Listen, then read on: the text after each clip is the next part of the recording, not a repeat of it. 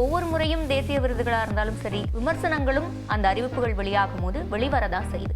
இதை எப்படி நாம கையாள வேண்டும்? 100% பாசிட்டிவான விமர்சனங்கள் என்றைக்குமே வராது. 2023 தமிழ்ல 250 படம் ரிலீஸ் ஆகுது ஒரு வருஷத்துக்கு. 35 படம் தான் அங்க வந்திருக்கு. ஜூரி லிஸ்டுக்குள்ள வந்திருக்கா, இவங்க அனுப்பிச்சிருக்காங்களான்னு தெரியுமா? இந்த விருதுகள் தொடர்பான கருத்துக்கள் விமர்சனங்களையும் பொதுவெளியில பேசலாம். இது அவங்களோட கருத்து. இப்ப இந்த கருத்துக்கள் வர்றதுனால அங்க ஏதாவது மாறப்போதா?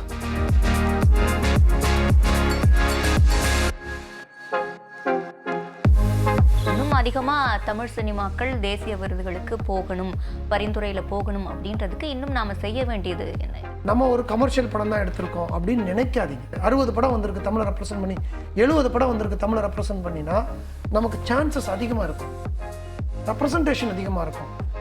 பார்ட்டிசிபேஷன் அதிகமாக தான் ரெப்ரசன்டேஷன் அதிகமாகும். நியூஸ் 18 தமிழ்நாடு நேயர்களுக்கு வணக்கம். 2023ஆம் ஆண்டுக்கான தேசிய விருதுகள் தொடர்பான அறிவிப்பு வெளியானது. ஒவ்வொரு ஆண்டும் சரி, தேசிய விருதுகள் அறிவிக்கப்படும் போது அது தொடர்பான விமர்சனங்களும் வெளிவருவது அப்படின்றது சகஜம்தான். இந்த சூழ்நிலையில நாம புரிஞ்சுக்க வேண்டியது, இந்த தேர்வுக்குழு, தேர்வு முறை இதெல்லாம் எப்படி செயல்படுது, முக்கியமாக இந்த திரைப்படங்கள் எப்படி தேர்வுக்குழுவுக்கு அனுப்பி வைக்கப்படுகின்றன, இது தொடர்பாலாம் நம்ம தெளிவான ஒரு பார்வையை கொள்ள வேண்டிய அவசியம் இருக்கு. அந்த வகையில இது தொடர்பாலாம் நம்மிடையே பேசுவதற்காக இயக்குனரும் தேசிய விருதுகள் தேர்வுக்குழு உறுப்பினருமான திரு கௌரவ் நாராயணன் நம்மோடு இணைந்திருக்கிறார். அவர்கிட்ட பேசலாம். வணக்கம் சார். வணக்கம்ங்க. நான் குறிப்பிட்ட மாதிரி ஒவ்வொரு முறையும் தேசிய விருதுகளா இருந்தாலும் சரி, இன்னும் சில விருதுகளுக்கும் சரி, விமர்சனங்களும் அந்த அறிவிப்புகள் வெளியாகும் போது வெளிவரதான் செய்யுது. இதை எப்படி நாம கையாள வேண்டியது? இது கையாள வேண்டிய அவசியமே இல்லை ஆக்சுவலாக. ஃபஸ்ட்டு ஏன்னா ஒரு திரைப்படம் அப்படின்னாலே 100% பாசிட்டிவான விமர்சனங்கள் என்றைக்குமே வராது. ஒவ்வொருத்தவங்களுக்கும் ஒரு கருத்துக்கள் இருக்கும். அந்த கருத்துக்களை வெளியிடுற உரிமை மக்களுக்கு இருக்குது. ஆனால் ஒரே ஒரு விஷயம் புரிஞ்சுக்கணும், ஒரு நேஷ்னல் அவார்டு அப்படின்றது ஒரு தனி மனித என்ன சொல்ற தனி மனிதனோட ஒரு ஐடியா கிடையாது. அது இட்ஸ் அ ஜூரி. கிட்டத்தட்ட 60-65 ஜூரிஸோட ஒட்டுமொத்த ஒரு விஷயந்தான் அது. அப்படின்னும் போது நம்ம அதில் என்ன கருத்துக்கள் இருக்க முடியும்? ஒருத்தவங்களுக்கு பிடிக்குன்றது ஒருத்தவங்களுக்கு பிடிக்காது. One man's food is other man's பாய்சன்னுவாங்க. ஸோ நம்ம எல்லாத்துக்குமே நம்ம ரெசிப்ரோகேட் பண்ணிக்கிட்டே இருந்தோம்னா we can go forward. So அதுதான் தேசிய விருதுகள் பற்றி, சர்ச்சைகளை பற்றி வர்ற விஷயத்துக்கு நான் வைக்கிற கருத்து. இப்போ நீங்கள் குறிப்பிட்ட மாதிரி 60லேருந்து 65 ஜூரிஸ் வரைக்கும் இருப்பாங்க. அப்போ நிச்சயமாக ஒவ்வொருத்தருக்கும் ஒவ்வொரு கருத்துக்கள் இருக்க செய்யும். அப்போ இந்த இடத்துல இருக்கிறவங்க என்னென்ன சவால்களை ஃபேஸ் பண்ண வேண்டியிருக்கும்? இதில் சவால்களே கிடையாதுங்க. இப்போ பார்த்தீங்கன்னா 2 செக்டார் இருக்கும். அதில் one is the regional juris. இப்போ நான் நார்த்து, ஈஸ்ட்டு, வெஸ்ட்டு, சவுத்து அப்படின்ற மாதிரி பிரிச்சுட்டு, சவுத்துலேயே பார்த்தீங்கன்னா சவுத்துலேயே பேனல் 1, பேனல் 2. ஸோ நான் பேனல் 1க்கு ஜூரியாக போகிறேன். என் கூட மலையாளத்துலேருந்து 2 ஜூரிஸ், மும்பையிலேருந்து ஒருத்தவங்க, வெஸ்ட் பெங்காலிருந்து ஒருத்தவங்க. ஸோ 5 ஜூரிஸ் கொண்டது தான் ஒரு பேனல். அந்த ஒரு பேனலுக்கு இது மாதிரி 5 பேனலுக்கு நம்ம வைக்கும்போது அதுவே 30 ஜட்ஜஸ். கிட்டத்தட்ட நார்த்லேயும் பேனல் 1, பேனல் 2 இருக்கும், சவுத்துலேயும் பேனல் 1, பேனல் 2 இருக்கும். ஏன்னா சவுத்தில் தான் அதிகமான படங்கள் வரும் உங்களுக்கு. டோட்டலாக இந்த வருஷமே நீங்கள் பார்த்தீங்கன்னா மோர் தென் 90 ஃபில்ம்ஸ் சவுத் பேனல் 1ல் மட்டுமே. ஸோ மலையாளம் ஒரு கிட்டத்தட்ட 53 ஃபில்ம்ஸு அண்ட் தமிழ் 38 to 40 ஃபில்ம்ஸ். அப்போது நாங்கள் இந்த 90 ஃபில்ம்ஸ்லேருந்து 10 ஃபில்ம்ஸை செலக்ட் பண்ணுவோம். இப்போ என்னோட ஒரு தமிழ் ஜூரியாக நான் போயிருக்கேன், தமிழ் ரெப்ரசன்ட் பண்ணி. என்னோட மனநிலை என்னவாக இருக்குன்னு நினைக்கிறீங்க? நிச்சயமாக தமிழ் படங்களை பார்க்கணும். அதுக்கான எல்லா ஜூரியும் தமிழ் படத்தை பார்க்கணும், தமிழ் படத்தை நான் கொண்டு போய் சேர்க்கணும். அதே தான் மலையாள ஜூரிஸுக்கு இருக்கும் இல்லைங்களா? அதே தான் தெலுங்கு ஜூரிஸ் இருக்கும், அதே தான் கன்னட ஜூரிஸுக்கு இருக்கும் எல்லாருமே. ஸோ ரீஜனல் ஜூரிஸ் எல்லா பேரும் அவங்கவுங்களோட பெஸ்ட்டை எடுத்து நாங்கள் சென்ட்ரல் ஜூரிஸுக்கு அனுப்பும்போது, சென்ட்ரல் ஜூரி அவங்க கிட்டத்தட்ட ஒரு 40லேருந்து 45 படங்கள் பார்த்து அவங்க செலக்ட் பண்ணுறாங்க. ஸோ இங்கே ஒரு 40 ஜட்ஜஸ், அங்கே ஒரு 55 to அங்கே ஒரு 15 to 20 ஜட்ஜஸ், 60 ஜட்ஜஸ். அப்போ யோசிச்சு பாருங்கள், it's a collective decision first. It's not a single man's decision. அப்படின்னும் போது கான்ட்ரவர்சிகள் வந்தாலும் இது நியாயமான முறையில், மிக மிக நேர்மையான முறையில் தான் இந்த விஷயங்கள் நடக்குது. இப்போ நான் போனதுனால ஏன்னா இதேமாதிரி நானும் பேசிட்டு தான் இருந்தேன் வெளியில், இது என்ன இந்த படத்துக்கு கொடுக்கல, இது என்ன அந்த படத்துக்கு கொடுக்கல அப்படின்னு. அப்படி கிடையாது. இங்கே எல்லா பேருமே இப்போ நீங்கள் ரசித்த படங்கள், எந்தெந்த படங்கள்லாம் வாங்கணும்னு மக்கள் ஆசைப்பட்டாங்களோ அந்தந்த படங்கள்லாம் வாங்கணும்னு நானும் ஆசைப்படுவேன். அந்த படங்கள் எல்லாமே லிஸ்ட்டில் இருக்கும், இல்லாமல் கிடையாது. அண்ட் தென் இங்கே இருக்கவங்களுக்கு இன்னொன்று புரிஞ்சுக்க மாட்டேங்கிறாங்க, எந்த படம் ஜூரிஸுக்கு வந்துச்சுன்னு தெரியுமா இருக்காது. அது அந்த நடைமுறை எப்படி நாமினேட் பண்ணுவாங்க, ஜூரிஸுக்கு எந்தெந்த படங்கள் அனுப்பப்படும்? இப்போ அதுவே இங்கே பாதி பேத்துக்கு தெரிய மாட்டேங்குது. ஃபர்ஸ்ட் ஒரு நேஷனல் அவார்டுன்றது வந்து அவங்க தேர்ந்தெடுக்கிற படங்களே அல்ல, நீங்கள் அனுப்பணும் படங்களை. ஓகேங்களா? இப்போ 2023 இந்த வருஷம் நடந்திருக்கு 71st நேஷனல் அவார்ட். ஜனவரி 1 இருந்து டிசம்பர் 31 வரை 2023 எந்தெந்த படங்கள் சென்சார் சர்டிஃபிகேட் வாங்கியிருக்காங்களோ, அந்த படம் ரிலீஸ் ஆகியிருக்கலாம், ஆகாமையும் இருக்கலாம், அந்த படங்கள் எல்லா படங்களுமே தகுதியுள்ள படங்கள் நேஷனல் அவார்டுக்கு. தமிழில் 250 படம் ரிலீஸ் ஆகுது ஒரு வருஷத்துக்கு, 35 படம் தான் அங்கே வந்திருக்கு நேஷனல் அவார்டு. அப்போ இங்கே உட்காந்துருக்கவங்களுக்கு அங்கே என்ன படம் வந்துச்சுன்னு எப்படி தெரியும்? ஏன் இந்த படத்துக்கு கொடுக்கல, அந்த படத்துக்கு கொடுக்கலன்னு சொல்கிறாங்க. அந்த படம் ஜூரி லிஸ்ட்டுக்குள்ளே வந்திருக்கா, இவங்க அனுப்பிச்சிருக்காங்களான்னு தெரியுமா? முதல்ல ஃபஸ்ட்டு கொஸ்டின். ரெண்டாவது கொஸ்டின், இவங்க அனுப்புகிறாங்க, நிறைய நார்ம்ஸ் அண்ட் ரூல்ஸ் இருக்குது. நம்மளோட படத்தை 2 டிவிடிஸ் அனுப்பணும், 2 ப்ளூரே அனுப்பணும், அது டிசிபியை அனுப்பலாம். சப்டைட்டில்ஸ் இந்த ஃபாண்டில் இருக்கணும், சப்டைட்டில் இந்த கலரில் இருக்கணும். உங்களோட படங்களோட 5 ஃபோட்டோஸ் வந்து அனுப்பணும், ஒர்க்கிங் ஸ்டில்ஸ் அனுப்பணும், அஃபிடவிட் அனுப்பணும், அதில் இருக்கிற எல்லா சீஃப் டெக்னீஷியன்ஸ் நேம்ஸும் மென்ஷன் பண்ணணும், ஸ்பெல்லிங் மிஸ்டேக்ஸ் இல்லாமல், சர்டிஃபிகேட் அட்டாச் பண்ணணும். இப்போ இவ்வளவு ரூல்ஸ் அண்ட் ரெகுலேஷன்ஸ் அவங்க வந்து க்ளீனாக கொடுத்துருக்காங்க, அவங்களோட வெப்சைட்ஸில் கொடுத்துருக்காங்க. அப்போ நீங்கள் ஒரு படத்தை அனுப்பும்போது அந்த ப்ரொடியூசர்ஸும் அந்த டைரக்டர்ஸும் தெளிவாக இதை செஞ்சு அனுப்பணும். இதில் ஏதாவது ஃபால்ட் இருந்தால் கூட அவங்க திரும்பி வந்து அவங்க கொடுத்துருக்க நம்பரில் கால் ஃபார் பண்ணுவாங்க. கால் பண்ணி உங்களோட அஃபிடவிட் வரல, உங்களோட சென்சார் சர்டிஃபிகேட் எங்களுக்கு ரீட் ஆகலை, உங்களோட படங்கள் எங்களுக்கு டிவிடி ரீட் ஆகலை, எல்லாமே சொல்லுவாங்க, டைம் கொடுப்பாங்க. அதுக்குள்ளே இவங்க எல்லாத்தையும் கரெக்ட் பண்ணி அனுப்பணும். ஸோ இந்த மாதிரி அனுப்பப்பட்ட படங்கள் அவங்க லாஸ்ட் டேட் வச்சுருப்பாங்க, அதுக்குள்ளே அனுப்பப்பட்ட படங்களை தான் அவங்க உள்ளே எடுக்கிறாங்க. இப்போ நீங்கள் குறிப்பிட்ட மாதிரி ஒரு 250 திரைப்படங்கள் அந்த ஆண்டு வெளிவந்திருக்கு. ஆனால் கிட்டத்தட்ட 58 படங்கள் தான் தேர்வுக்கு, 35 படங்கள் தான் தமிழ்ல இருந்து வந்திருக்கு. அப்போ 38 படங்கள் தான் தமிழ்ல இருந்து வந்திருக்கு. மலையாளத்துல இருந்து 50 படங்கள் வந்திருக்கு. அவங்க நம்மளை விட கம்மியான படங்கள் பண்றவங்க. இன்னமும் நம்மளோட தமிழ் டிரெக்டர்ஸ், தமிழ் ப்ரொடியூசர்ஸுக்கு வந்து என்னன்னா, நம்ம படத்தை ஏன் அனுப்பணும் அப்படின்னு நினைக்கிறாங்க. நேஷனல் அவார்டுக்கு there is no restrictions. நீங்கள் ஏ சர்டிஃபிகேட்டே வாங்கியிருக்கலாம், யூஏ வாங்கியிருக்கலாம், யூ வாங்கியிருக்கலாம், சென்சார் சர்டிஃபிகேட் வாங்கியிருக்கணும், அவ்வளவுதான். அப்போ தயாரிப்பாளர்களுக்கு வர்த்தக ரீதியாக ஒரு படம் வெற்றி அடைஞ்சா போதும் அப்படின்ற மனநிலை வந்துருச்சா? இல்லை, அது சொல்லுவேன். so many passionate producers are there, அனுப்புகிறாங்க. அதை வந்து என்னென்னா, இப்போ நிறைய தேர்ட் பார்ட்டிஸ் மூலியமாக சில பேர் அனுப்புகிறாங்க, அவங்களே சில பேர் அனுப்புகிறாங்க. அதில் வந்து அந்த ஃபார்ம்ஸில் தப்பாகி நிறைய படங்கள், மலையாள படங்கள், தமிழ் படங்கள் வந்து அதிலிருந்து ஒதுக்கப்படுது. அது வந்து அவங்களோட தப்பு கிடையாது, நம்மளோட தப்பு. இது வந்து எந்த ஒரு, இப்போ நீங்கள் ஒரு ஆஸ்காருக்கே ஒரு படம் அனுப்புனாலும், ஃபிலிம்ஃபேருக்கு ஒரு இது எதுவாக இருந்தாலும், ஒரு இன்டர்நேஷ்னல் ஃபிலிம் ஃபெஸ்டிவல்ஸுக்கு நீங்கள் அனுப்புகிறீங்க அப்படின்னா அதுக்கு உண்டான அந்த ரூல்ஸ் அண்ட் ரெகுலேஷன்ஸை நீங்கள் கரெக்டாக ஃபாலோ பண்ணியிருக்கணும்.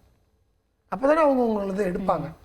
ஸோ அதுதான் என்னோட தாழ்மையான வேண்டுகோள். நான் ஏன் ஒரு ஜூரியாக இருந்து ஆக்சுவலாக வந்து இன்டர்வியூஸோ இதுவோ வந்து பெருசாக கொடுக்கக்கூடாது. ஆனால் நான் வந்து இதை கொடுக்கணும்னு ஒரு ஐடியா நான் எப்போ பண்ணேன்னா, என்னோட தமிழ் சினிமா அழகான கண்டென்ட்ஸ், எக்ஸ்ட்ராடரியான கண்டென்ட்ஸ், சூப்பர்ப் டேலண்ட்ஸ், யங்ஸ்டர்ஸ் எல்லாம் இருக்காங்க. ஆனால் அவங்களுக்கு இதை எப்படி அப்ளை பண்ணுறது, என் படம் அப்ளை பண்ணலாமா? நான் வந்து ஒரு கமர்ஷியல் படம் எடுத்திருக்கேன். For a kind information, commercial படங்களுக்கு தான் அங்கே நிறைய அவார்ட்ஸ் கிடைக்குது. இன்னைக்கு 20 years பிஃபோரில் இருந்த வியூ பாயிண்ட் வந்து இன்னைக்கு நேஷனல் அவார்டை பற்றி மாறிடுச்சு. அன்னைக்கு நேஷனல் அவார்டு வாங்கினா அந்த படத்தை யாரும் பெருசாக பார்க்க மாட்டாங்க, கொண்டாட மாட்டாங்க. 10 ஃபிலிம் பஃப்பும் மெச்சு பிடிச்ச மேதாவிகள் நம்ம சொல்லுவோம், அவங்க கை தட்டிட்டு வாவ் அப்படின்ட்டு போவாங்க. ஆனால் இன்னைக்கு காமன் ஆடியன்ஸ் எந்த படத்தை லைக் பண்ணி ரசித்து அவன் அதை கொண்டாடினானோ அந்த ஜூரிஸ் கொண்டாடுறாங்க. மலையாள ஜூரிஸ் நம்மளோட தமிழ் படத்தை பார்த்து எக்ஸ்ட்ரானரியாக இருக்கீங்க, சூப்பராக இருக்கீங்கன்னு கொண்டாடுறாங்க. நான் அந்த படத்தை பார்த்துட்டு கொண்டாடுறோம். அப்போ ஜூரிஸ் எந்த படத்தை பார்த்து கொண்டாடுறாங்க, எந்த படம் பிடிச்சிருக்கோ அந்த படம் தானே உங்களுக்கு வாங்கும். அதுதானே. நீங்க ஒரு ஜூரியா உங்களுடைய மனநிலை எப்படி இருக்கும்? நீங்க தேர்வு செய்யும் போது எந்தெந்த ஆஸ்பெக்ட்ல பார்ப்பீங்க? ஒரு திரைப்படம் அப்படிங்கும் போது டெக்னிக்கல் ஆஸ்பெக்ட்ல பார்ப்பீங்களா, இல்ல அது என்ன சோஷியல் இம்பாக்டை கிரியேட் பண்ணியிருக்குன்னு பார்ப்பீங்க? எல்லாமே இப்போ எங்களுக்கு வந்து கம்ப்ளீட்டாக வந்து இப்போ நாங்கள் ஒரு 25 to 30 அவார்ட்ஸ் கொடுக்குறாங்க அப்படின்னா காலம்ஸ் இருக்கும். Cinematography, editing, sound, direction, art direction, everything will be தேர்.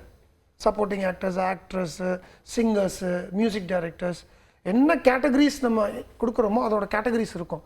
அப்போ நம்ம ஒரு படம் பார்த்துக்கிட்டு இருக்கும்போது அதுக்கு உண்டான விஷயங்கள் நான் என் மனசுக்குள்ள படுறதை நம்ம போட்டுக்கிட்டு தான் வருவோம். இப்போ நான் ஒரு ஜட்ஜு, எங்களோட ஒரு தேட்டரில் 5 ஜட்ஜஸ் உட்காந்து படம் பார்க்கும்போது 5 பேரும் தனித்தனியாக தான் இருப்போம். நாங்களே ரீஜனல் ஜட்ஜஸே. நான் எந்த படத்துக்கு என்ன மார்க் போடுறேன்னு அவங்க பார்க்க மாட்டாங்க. That is not right, that's not at all fair, இல்லைங்களா? நான் இப்போ தமிழ் படம்னு வரும்போது ஆஃபீஸில் நான் என்ன பண்ணுவேன், என் தமிழ் படங்கள் போகணுன்றக்க நான் கூட தான் போடுவேன். ஒரு மலையாள படம் எனக்கு பிடிச்சே இருந்தால் கூட நல்ல படம் நான் தமிழ் படத்துக்கு 9 மார்க் கொடுத்தேன்னா மலையாள படத்துக்கு 8 கொடுப்பேன். அதே தான் அவங்களும் கொடுப்பாங்க. பட் வேறஸ் எங்கள் இதில் அதனால தான் ஒரு செக்ஷன்லையும் அந்த ரீஜனல் ஜட்ஜஸ் இருக்கும்போது ஒருத்தவங்க வெஸ்ட் பெங்கால்லேருந்து ஒருத்தவங்க மும்பையிலேருந்து இருப்பாங்க. ஓகேங்களா? இப்போ அவங்களுக்கு that is a Malayalam film, Tamil ஃபிலிம்லாம் கிடையாது. சப்டைட்டில் படம் அவங்கள எங்கேஜ் பண்ணுதா இல்லையா, அவங்க என்ன மார்க்ஸ் போடுறாங்க, கன்சால்டேட் பண்ணி கடைசியாக நாங்கள் எல்லா மார்க்ஸும் என்ன வந்திருக்கு, அதில் என்ன வந்திருக்கு, அப்போ நாங்கள் ஒரு டெலிபரேஷன் பண்ணுவோம். இதில் இது இல்லையே இது ரொம்ப நல்லா இருக்கே, இந்த விஷயம் ஏன் கொடுத்தீங்க, இதை விட இது பெட்டராக இருக்கே, இப்படி டெலிபரேஷன் பண்ணி பேசி தான் 10 படங்கள் 90லேருந்து எடுத்து நாங்கள் அனுப்புவோம். ஸோ ஒவ்வொருத்தவங்களும் இதுதான் ப்ராசஸிங். அப்போது அதெல்லாம் திருப்பி நான் சொல்கிறேன், இட்ஸ் அ கலெக்டிவ் டிசிஷன் தான். ஒரு படைப்பாளிக்கும் சரி நடிகருக்கும் சரி விருதுன்றது ஒரு மிகப்பெரிய அங்கீகாரம். அது போதுமான அளவுக்கு தமிழ் சினிமாவுக்கு கிடைச்சிருக்கா? இல்லை, ஸ்கை இஸ் த லிமிட்டுங்க. ஏன்னா என்றைக்குமே நம்ம வந்து we will never content with what we have and we want. That is the human. ஓகேங்களா? If you are content with your life is finished. அப்போ ஆஸ் அ ஜூரியாக என்னை கேட்டிங்கன்னா டெஃபினட்டாக நான் இன்னமும் ஒரு நிறைய அவார்டுகள் தமிழுக்கு வாங்கி கொடுத்துருந்துருக்கலாம், கிடச்சிருக்கலாம், அப்படி தான் நினைப்பேன்.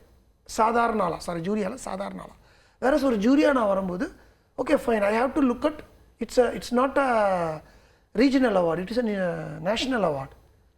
அப்போ மணிப்புரி, போஜ்புரி, கன்னடம், தெலுங்கு, தமிழ், மலையாளம், ஹிந்தி, மராத்தி, குஜராத்தி, அப்போ அவங்களாம் என்னவாங்க? இப்போ நீங்கள் குறிப்பிடுற மாதிரியே இந்தியாவை பொறுத்த வரைக்கும் இது பன்முகத்தன்மை கொண்டது. அப்போ இந்த அவார்டுக்கு நம்ம ஜூரியா போய் பார்க்கும்போது கலாச்சார ரீதியாகவும் சரி நிறைய வித்தியாசங்கள் எல்லா படங்களுக்கும் இருக்கும். அப்போ எதுக்கு ரொம்ப ப்ரியாரிட்டி கொடுக்கப்படுது? ப்ரியாரிட்டி அங்கே பார்த்தீங்கன்னா டெஃபினட்டாக ஒரு கல்ச்சர், ஒரு what stand the director R the film takes it, எந்த விதத்தில் சொசைட்டிக்கு அது என்ன சொல்ல வருது, டெக்னிக்கல் சவுண்ட்ஸ் எப்படி இருக்குது, how the director presented it. இன்னைக்கு புது கதைகள்ன்றது எதுவுமே கிடையாதுங்க. Everything is told. We are in the verge of 110 years old cinema. ஓகேங்களா? ஸோ 71 years நேஷனல் அவார்டும் கொடுத்துட்ருக்காங்க. ஒரு ஜூரிஸுமே நிறைய படங்கள் பண்ண ரொம்ப senior most juries. And I am very happy and proud to say I am the youngest jury. இந்த லாஸ்ட் 20 yearsல என்னோட ஏஜில் ரொம்ப யங்கஸ்டாக யாரும் வரலன்றாங்க. ஸோ அந்த மாதிரி எல்லா விஷயங்களையுமே ஒரு மாறுபாடுகள் வந்துக்கிட்டு இருக்கு நமக்கு. ஸோ அதில் வந்து நீங்கள் எப்படி வந்து எதுக்கு இம்பார்ட்டன்ஸ் கொடுக்கறது அப்படின்றது கிடையாது. அவங்கவுங்களோட பெர்ஸ்பெக்டிவ், அவங்கவுங்களோட மைண்ட் செட். ஏன்னா உட்காந்துருக்கவங்க யாருமே வந்து நார்மலான ஆட்கள் கிடையாது. அங்கே இருக்கிறவங்க ஒரு ஹை என்ன சொல்கிறது, ஒரு பெரிய ஜேர்னலிஸ்டில் இருக்கிற டாப் ஆட்கள், ஒரு ரைட்டரில் டாப் ஆட்கள், ஒரு கேமராமேனில் இருக்கிற டாப் ஆட்கள், ஆர்ட் டைரக்ஷனில் இருக்கிற டாப் ஆட்கள். ஸோ ஆல்ரெடி நேஷ்னல் அவார்ட்ஸ் வாங்கினவங்க, இன்டர்நேஷ்னல் அவார்ட்ஸ் வாங்கினவங்க, இஃபாவில் போய் பார்ட்டிசிபேட் பண்ணவங்க.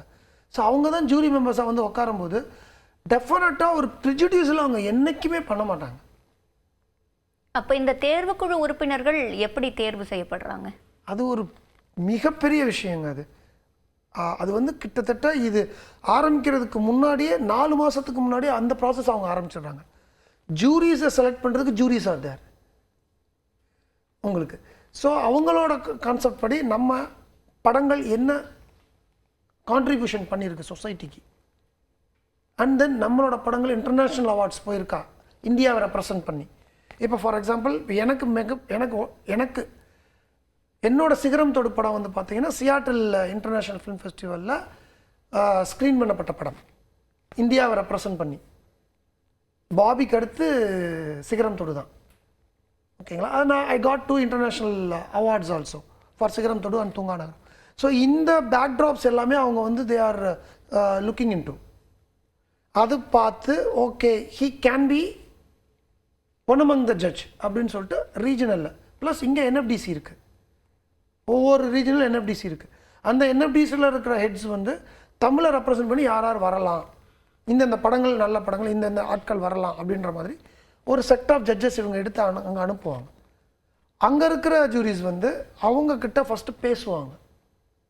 அவங்க ஃபஸ்ட்டு வார்த்தை வைக்கிறதே 350 ஃபில்ம்ஸ் இப்போ இந்த வருஷம் நேஷ்னல் அவார்டுக்கு வந்திருக்கு. இந்த 350 ஃபில்ம்ஸில் ஒரு ஃபில்மில் கூட நான் அசோசியேட் ஆகிருக்கக்கூடாது. ஃபஸ்ட்டு தேங்க்ஸ் கார்டு இருக்கக்கூடாது. ஏன்னா தேங்க்ஸ் கார்டு இருந்தால் நாங்கள் அதில் அசோசியேஷன் தானே அர்த்தம். எதுக்கு என்னை தேங்க் பண்ணணும் ஒரு டீம், அந்த ப்ரொடக்ஷன் டீமோ டேரக்டர் என்ன எதுக்கு தேங்க் பண்ணணும்? So that is the major criteria first.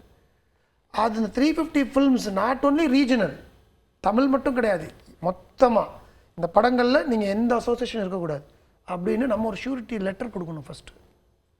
அந்த லெட்டர் அங்கே போனதுக்கப்புறம் தான் அந்த லெட்டர்ஸ் எல்லா ஜட்ஜஸும் கொடுக்குறாங்க. 5 பேர் 6 பேர் கொடுத்துருக்காங்க அப்படின்னா அந்த லெட்டர்ஸை வாங்கி இந்த டேட் டு இந்த டேட் நீங்கள் வரணும், ஒரு நாளைக்கு 4 படம் பார்க்கணும், 35 நாள் நீங்கள் இங்கே ஸ்டே பண்ணியிருக்கணும், இது எல்லாம் உங்களுக்கு ஓகேயா, அதுக்கு ஒரு சர்டிஃபிகேட் நாங்கள் கொடுக்கணும், எஸ் வி அக்ரி இட் அப்படின்னு.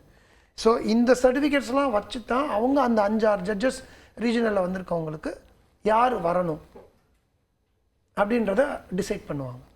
இப்போ இத்தனை ஆண்டுகளாக தேசிய விருதுகள் கொடுக்கப்பட்டு வருது. இந்த ஜூரிஸ், இதை செலக்ட் பண்ணுற இந்த ஜூரிஸ் குழுவில் போதுமான அளவுக்கு தென்னிந்தியாவில் இருந்து ரெப்ரசன்ட் பண்ணியிருக்காங்கன்னு நினைக்கிறீங்களா? இத்தனை ஆண்டுகளில் நிறைய ரெப்ரசன்ட் பண்ணியிருக்காங்க. பாலுமகேந்திரா சார்லேருந்து, பாரதி ராஜா சார்லேருந்து, சத்யஜோதி தியாகராஜன் சார்லேருந்து, தனஞ்சயன் சார்லேருந்து எக்கச்சக்கமான ஆட்கள்.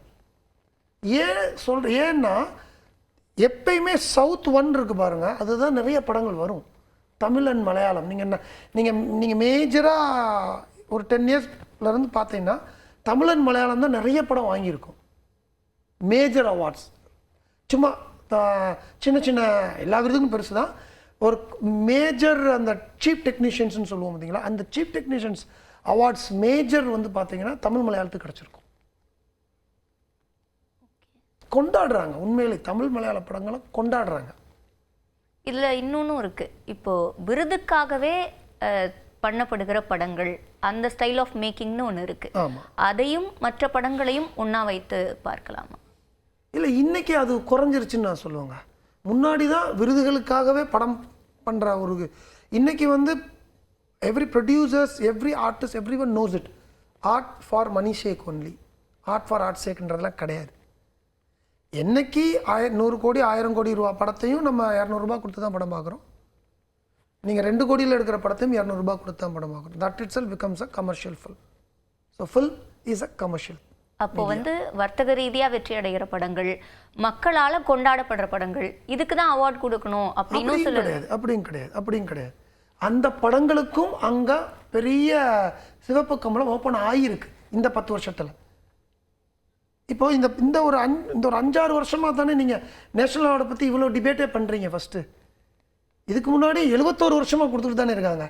ஏன் 60 வருஷமாக நேஷனல் அவார்டை பற்றி யாருமே பேசலை? 64 வருஷமாக பற்றி.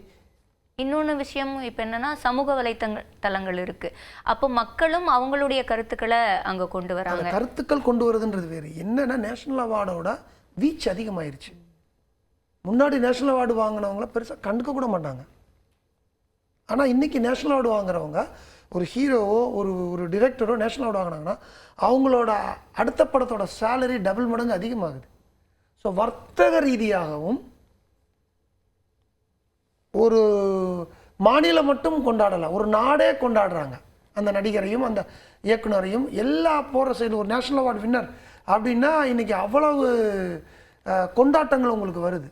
இது 5 வருடங்களாக தான் நடந்துகிட்டு இருக்கு. காரணம் அந்த team, national award team only இந்த ஆர்ட் ஃபார் ஆர்ட் சைட் படங்களுக்கு மட்டும் நம்ம கொடுக்கக்கூடாது. மக்களால் அங்கீகரிக்கப்பட்ட படங்கள், மக்கள் கொண்டாடின படங்கள், நல்ல படத்தை தானே மக்கள் கொண்டாட போகிறாங்க. இப்போ நானும் மக்களை ரெப்ரசன்ட் பண்ணி தானே போகிறேன். நான் ஒன்றும் ஏலியனா போலையாங்க, அங்கே வர ஜட்ஜஸும் மக்கள் தானே.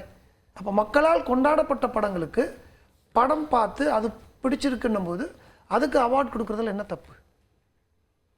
ஸோ இட் இஸ், அதுதான் சொல்கிறேன், இங்கே கேட்டகரியோ இங்கே டூஸ் அண்ட் டோன்ஸோ இஃப்ஸ் அண்ட் பட்ஸோ கிடையாது. 250 படத்தையும் அனுப்புங்கன்னு தான் நான் சொல்கிறேன். நேஷனல் அவார்டுக்கு உங்கள் படங்கள் இது தேர்வாகுமா ஆகாதான்னு நீங்கள் நினைக்காதீங்க. நம்ம ஒரு ஓட்டப்பந்தயத்தில் போய் நிற்கிறோம், 50 பேர் ஓட போகிறோம்னா டெஃபினட்டாக தெரியும் ஒருத்தர் தான் முதல்ல வர போகிறாங்கன்னு. அந்த 50 பேருக்குமே தெரியும். ஆனால் அந்த 50 பேருக்கும் நம்ம வரமாட்டோமா அப்படின்ற ஒரு ஏக்கம் தான். But winning is not important, participation is more important. இன்னொன்று, இப்போ என்னை மாதிரி போகிற ஜட்ஜஸுக்கு பார்ட்டிசிபேஷன் நிறையா இருக்கும்போது தான் எங்களோட வாய்ஸஸ் அங்கே வந்து நாங்கள் கொடுக்க முடியும். ஃபார் எக்ஸாம்பிள், நான் ஜிவி சாரை பற்றியே சொல்லுவேன். இன்றைக்கி வந்து அவரோட படங்களே ஒரு 3-4 படங்கள் உள்ளே இருக்குது. அப்போது நான் ஒரு படத்துக்காக மட்டுமே அவரை பேச வேண்டிய அவசியம் கிடையாது. நீங்கள் ஒரு படத்தை எடுத்து வச்சு நீங்கள் இதை பேசும்போது நமக்கு ஆப்போசிட்டாக இன்னொரு படத்தை எடுத்து வைப்பாங்க. சார் இது பாருங்கள், நீங்கள் சொல்கிறத நாங்கள் ஏற்றுக்கிறோம், இதை பாருங்கள், இதை பாருங்கள், இதை பாருங்கள், இதை. ஸோ இங்கே எல்லாமே வந்து ஒரு which is best, everything is best. National அவார்டுக்கு வர்றது எல்லாமே பெஸ்ட்டு தான். அதில் விச் இஸ் பெஸ்ட்டுன்னு வரும்போது, அந்த காம்படிஷன்ஸ்க்கு வரும்போது, அங்கே மோர் கண்டென்ட் எனக்கு உள்ளே வரும்போது என்னோட வாய்ஸ் அங்கே ரீச் பெருசு. அதாவது ஒரு ரெஃபரன்ஸா அவங்களுடைய மற்ற படங்களையும் காமிக்கலாம். எல்லாமே இப்போ ஃபார் எக்ஸாம்பிள், நான் கொண்டாடுற கலைஞன் அப்படின்னா எம்எஸ் பாஸ்கர் சார். நான் எல்லாத்துலேயுமே சொல்லுவேன், அவர் கூட எனக்கு பெரிய பரிச்சயம் இல்லைன்னா கூட இன்னைக்கு சினிமாவோட என்ன சொல்கிறது, ஃபியூ எடுத்திங்கன்னா தான் டயலக்ட்ஸ் ஒரு மதுரை, தூத்துக்குடி, சென்னை என்ன டயலக்ட் கொடுத்தாலும் பேசக்கூடிய ஒரு சில பேரில் அவர். ஏன்னா டப்பிங் ஆர்டிஸ்டாக இருந்து, ஒரு ஜூனியர் ஆர்டிஸ்டாக இருந்து, ஆர்டிஸ்டாக இன்றைக்கி இவ்வளோ பெருசாக வந்திருக்கு. நான்லாம் பிறக்கவே இல்லை அவர் சினிமாவில் இருக்கும்போது. அப்படி ஒரு கலைஞனுக்கு இதுவரை ஒரு அவார்டு கூட கிடைச்சது கிடையாது. இன்றைக்கி அவர் கிடைக்கும் போது இண்டஸ்ட்ரியே ரொம்ப சந்தோஷப்பட்டிருக்கு, மக்கள் சந்தோஷப்பட்டிருக்காங்க. உண்மையிலே அந்த அவார்டு வந்து கரெக்டான நாள் கொடுத்துருக்கீங்க, கரெக்டாக நாள் போயிருக்குங்க அப்படின்னு சொல்லும் போது என்ன எனக்கு ஹாப்பியாக இருக்குது அப்படின்னா, இந்த மாதிரி ஒரு கலைஞனை என்னால் ரெப்ரசன்ட் பண்ண முடிஞ்சுல்ல. அவரோட நிறைய படங்கள் இருந்தது உள்ள, இந்த படம் மட்டும் இல்லை, நிறைய படங்கள். அப்போ இந்த படத்தை நான் எடுத்து வைக்கும்போது, நான் கேள்விகள் கேட்கும்போது, நான் பதில் சொல்லும் போது, அந்த கேள்விகளும் அந்த பதில்களும் நியாயமாகவும் ஸ்ட்ராங்காகவும் இருக்கும் பொழுது அந்த அவார்டு நமக்கு வரும். அப்போ இப்போ குறிப்பிட்ட ஒரு படத்தை பரிந்துரைக்கு கொண்டு வராங்க, அப்ளை பண்றாங்க நேஷனல் அவார்ட்ஸுக்குன்னு. அப்போ அதை கேட்டகரைஸ் பண்றது, ஏன்னா அது தொடர்பாகவும் சர்ச்சைகள் வருது. இந்த விருதை ஏன் இப்படி கொடுக்கல, துணை நடிகரா ஏன் கொடுத்தீங்க, இப்படிலாம் கேள்வி எழுப்புறாங்க. அப்படி இருக்கும்போது ஒரு படம் அப்ளை பண்ணி வரும்போது அவங்க இந்தந்த கேட்டகரிக்கு இதுன்னு அப்ளை பண்ணுவாங்களா, இல்ல பொதுவா அந்த படம் அப்ளை பண்ணப்படுது? ஒரு பொது ஒரே அப்ளிகேஷன்ல அவங்க எல்லா கேட்டகரிஸும் எழுதியிருப்பாங்க. புரியுதுங்களா? இப்போ நீங்கள் சொன்ன அதே விஷயங்கள் அதில் என்னவா வேணால் இருக்கலாம், அது இல்லாமல் கூட இருக்கலாம். ஆனால் தேர்வு கமிட்டின்னு உட்காந்துருக்கோம்ல 65 பேர். அப்போது அதுதான் சொல்கிறேன், 65 பேர் உட்காந்து ஒன்று எடுத்ததா நீ இது கொடுத்துருக்கலாமே, அது கொடுத்துருக்கலாமே, இப்படி கொடுத்துருக்கலாமே, அப்படி கொடுத்துருக்கலாமேனா நீங்கள் வந்து ஒவ்வொருத்தவங்களோட கருத்தை கொண்டு வந்து நம்ம எல்லா இடத்துலையுமே வைக்க முடியாது. It's not at all possible. ஒரு ஜட்ஜ்மெண்ட்டுன்னு ஒன்று கொடுக்குறாங்க சுப்ரீம் கோர்ட்டு, ஹைகோர்ட்டில் ஜட்ஜ்மெண்ட் தப்பாக வருதுன்னா தப்பு நான் சொல்லலை. ஹைகோர்ட்டில் ஒரு ஜட்ஜ்மெண்ட் வருது, அது உங்களுக்கு பிடிக்கலன்னா நீங்கள் சுப்ரீம் கோர்ட்டுக்கு போகலாம். சுப்ரீம் கோர்ட்டில் ஒரு ஜட்ஜ்மெண்ட் கொடுத்துட்டாங்கன்னா என்ன செய்வீங்க? What you will do? அதுதான் முடிவு. அதுதான் முடிவுனா அந்த ஜட்ஜ் சொன்னது தப்பு, இன்னொரு 4 பேர்த்த கூப்பிட்டு நீங்கள் கேட்டிருக்கணும், இதை இப்படி செஞ்சுருக்கணும், அதை அப்படி செஞ்சுருக்கணும்னு எல்லா பேரோட ஐடியாஸும் இருக்கும், மக்களுக்கே இருக்கும். ஆனால் அந்த ஜட்ஜ்மெண்ட் கொடுத்துட்டாங்கன்னா அந்த ஜட்ஜுக்கு உண்டான மரியாதையை நம்ம கொடுத்தாகணும்ல. அதை நம்ம அக்செப்ட் பண்ணி தானே ஆகணும். அதே மாதிரி தான் நேஷனல் அவார்டுன்றது it's a supreme court judgment மாதிரி. I'm not comparing it, but I'm telling you. தேர்வு குழுவிலேயே டிஃபரன்ஸ் ஆஃப் ஒப்பீனியன் இருக்கு அப்படின்னா 100% அதை எப்படி ஹேண்டில் பண்றாங்க? அதுதான் சொல்றேன், தேர்வுக்குள்ள டிஃபரன்ஸ் ஆஃப் ஒப்பீனியன் இல்லாமல் எப்படி இருக்கும்? ஒப்பீனியன்ஸ் இருக்கும், அதுக்குண்டான வாதங்கள் எடுத்து வைக்கணும். அதுதான் டெலிபரேஷன். நம்மளோட படங்களை பற்றி நம்ம வாதங்கள் எடுத்து வைப்போம், அவங்க வாதங்கள் எடுத்து வைப்பாங்க. So at last we have to come to a group conclusion. சிறப்பாக இருந்தது சார். ஏன்னா இப்போ வரைக்கும் எல்லா விருதுகள் கொடுக்கும் போதும் சரி, எல்லாத்துக்குமே விமர்சனங்கள் வரதான் செய்யுது. இப்போ சினிமா துறைன்னு மட்டும் கிடையாது, இன்னும் நிறைய விருதுகள் கொடுக்கப்படுது வெவ்வேறு துறைகளில், எல்லாத்துக்கும் விமர்சனங்கள் வரதான் செய்யுது. ஆனால் இந்த சினிமாவுக்கான விருதுகள் மட்டும் ஏன் எப்போவுமே பூதாகரமாக பார்க்கப்படுது? அதுதானே உங்களுக்கு செலிபிரிட்டின்றது. எவ்வளோ விஷயங்கள் ரொம்ப சிம்பிளாக சொல்ல, ஒரு வருஷத்துக்கு எத்தனை, ஒரு நாளைக்கு எத்தனை டைவர்ஸ் ஆகுதுன்னு தெரியுமா உங்களுக்கு? கோர்ட்டு போய் நின்னீங்கன்னா தெரியும். அதில் 1% கூட இருக்காது சினிமா. ஆனால் அதைத்தானே இன்னைக்கு நம்ம பெருசாக தூக்கி வச்சு பேசுகிறோம். எவ்வளவோ விஷயங்கள் நல்லது சினிமா செஞ்சாலும் ஒரு ஓரமாக இருக்கிறத வயலன்ஸ்னால தான் இந்த படத்தை பார்த்து தான் இப்படி பண்ணேன் அப்படின்னு எத்தனை பேர் சொல்கிறாங்க. ஸோ சினிமா என்றது வந்து நமக்கு வந்து எப்படி ஒரு தூக்கம், ஒரு உணவு, ஒரு இருக்க இடம், 3 தேவையோ இதுக்கு ஈக்குவலாக சினிமா தேவை இன்றைய மக்களுக்கு. உங்களை சிரிக்க வைக்குது, அழுக வைக்குது, சிந்திக்க வைக்குது, உங்களுக்கு உள்ளே இருக்குது. அதனால தான் ஒவ்வொருத்தருமே கிரிட்டிக்காக இருக்காங்க. அதனால தான் ஒவ்வொருத்தவங்களும் அவங்களோட ஐடியாஸை சினிமாவில் நிறைய சொல்கிறாங்க. மிச்சத்தில் சொல்கிறாங்களோ இல்லையோ, ஒரு பரதநாட்டியத்தில் போய் சொல்ல முடியாது. ஏன்னா பரதநாட்டியத்தில் இந்த முத்திரை தெரிஞ்சவங்களால தான் அதை இது பண்ண முடியும். ஆனால் இன்றைக்கி ரோட்டில் ரிச்சாக எடுத்துகிட்டு போகிற அண்ணன் கூட அவங்க சொல்லிட்டு இதை இப்படி மாற்றிருக்கலாம்டா, அதை அப்படி மாற்றிருக்கலாம்டான்வாங்க. So that is cinema power. So அதனால் அது that is always I welcome good criticism, the criticism which take you higher. அந்த மாதிரி கிரிட்டிசிசம்ஸ் எல்லாமே சினிமாவுக்கு அவசியம். அப்போ இந்த விருதுகள் தொடர்பான கருத்துக்கள், விமர்சனங்களையும் பொது வழியில் பேசலாம், அது சரி இல்லை? பேசக்கூடாதுன்னு சொல்கிறதுக்கு யாருக்குமே உரிமை கிடையாது. முதல்ல தாராளமாக பேச, இது அவங்களோட கருத்து. இப்போ இந்த கருத்துக்கள் வர்றதுனால அங்கே ஏதாவது மாறப்போதா? That's what. Judgment is passed, award is given, it's a group decision taken, given. கருத்துக்கள் வரும்னு எங்களுக்கும் தெரியும், எல்லாருக்குமே தெரியும்.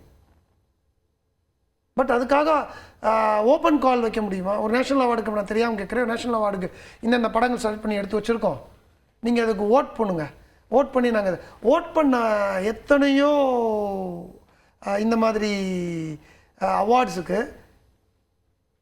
அவங்க நான் இவங்களுக்கு தான் ஓட் பண்ணேன், ஆனால் இவங்க வந்து தப்பாக அது கொடுத்துருக்காங்கன்னு எத்தனை பேர் சொல்லி கேட்டிருக்கீங்க? சொல்லுங்கள், நீங்களே சொல்லுங்கள். உங்களுக்கு சேனல்ஸ்லேயே வரும்.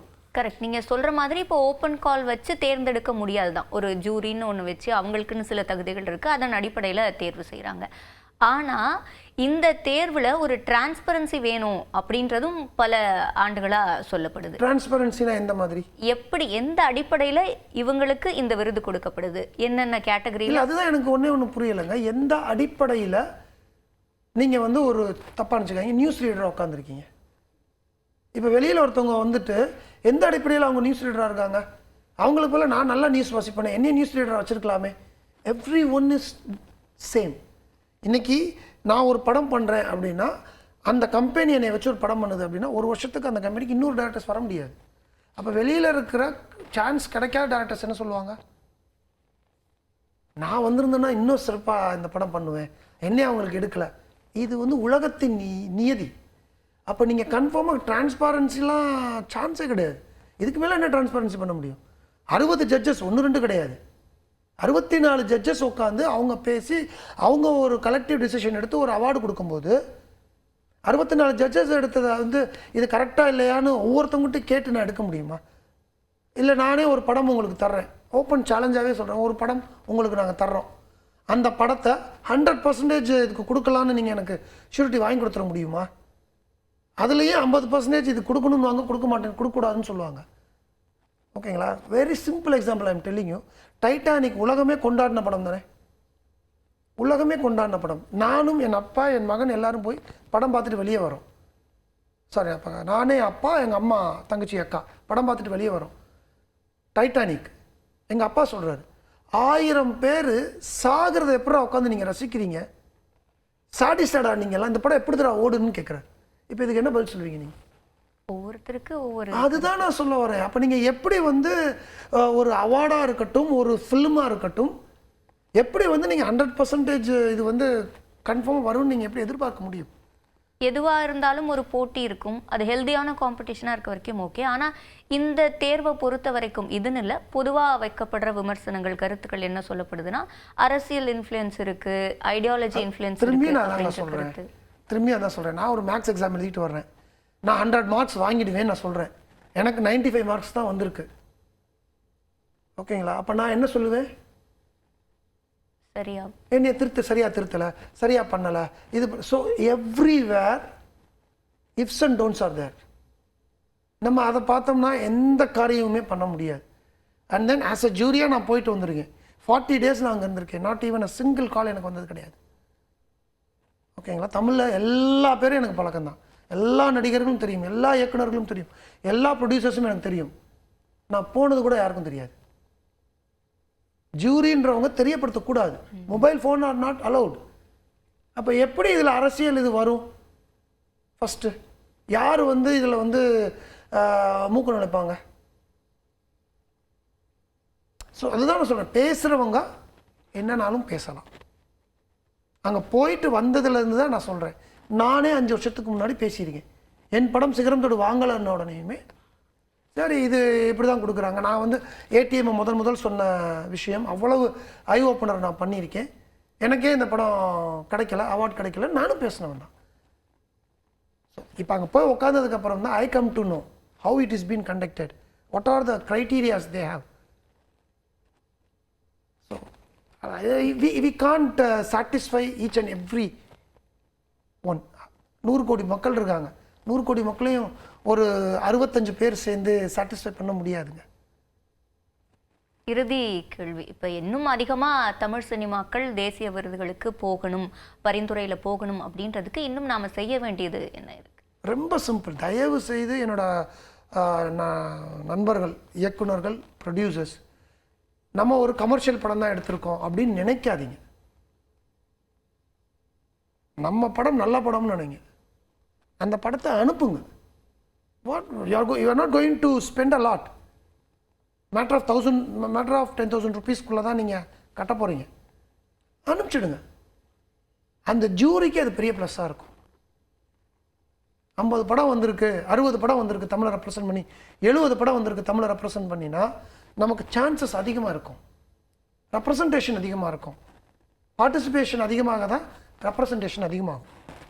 பங்களிப்பை இன்னும் அதிகப்படுத்தணும். எஸ், பங்களிப்பை அதிகப்படுத்தே தீர வேண்டும். அதான் நான் சொல்கிறேன், 55 படம் வந்திருக்கு, நம்ம 35 படம் தானே அனுப்பிச்சிருக்கோம். நம்ம